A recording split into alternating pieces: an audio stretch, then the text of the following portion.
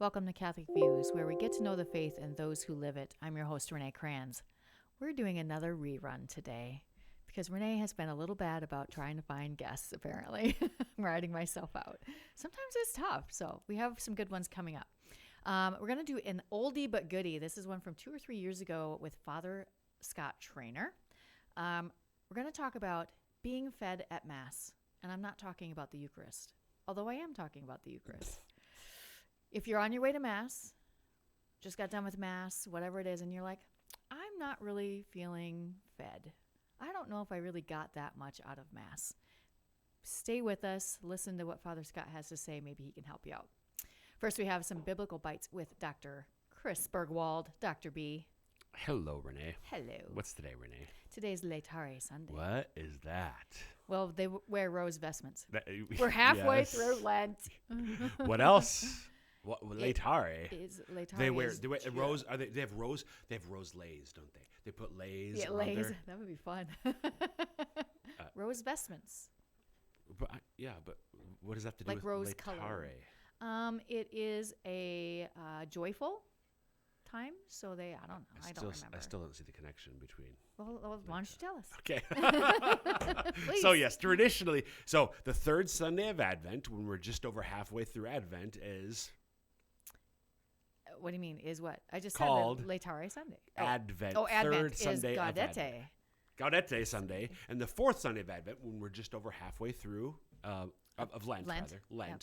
So third of Advent, fourth of Lent, Laetare, and they're both about their Gaudete and Laetare are both Latin words that speak about joy and or rejoicing.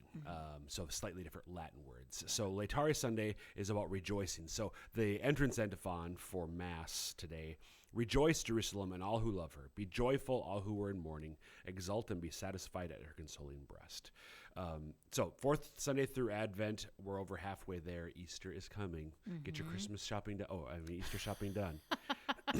But don't put your Easter decorations up yet. Don't- This is not Christmas. It's not. That's Easter decorations are for Easter and after, not before.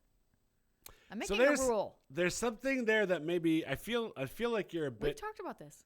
Okay, we'll talk about this later, Okay. maybe on Catholic Views sometime. Okay. I want to focus on the first reading, though, which is Okay. from the book of Joshua. The Lord said to Joshua, "Today I have removed the reproach of Egypt from you." While the Israelites were encamped at Gilgal on the plains of Jericho, they celebrated the Passover on the evening of the 14th of the month. And it goes on there talking about Passover. The manna ceased. No longer was there manna for the Israelites, who that year ate the yield of the land of Canaan. So, it's Gilgal.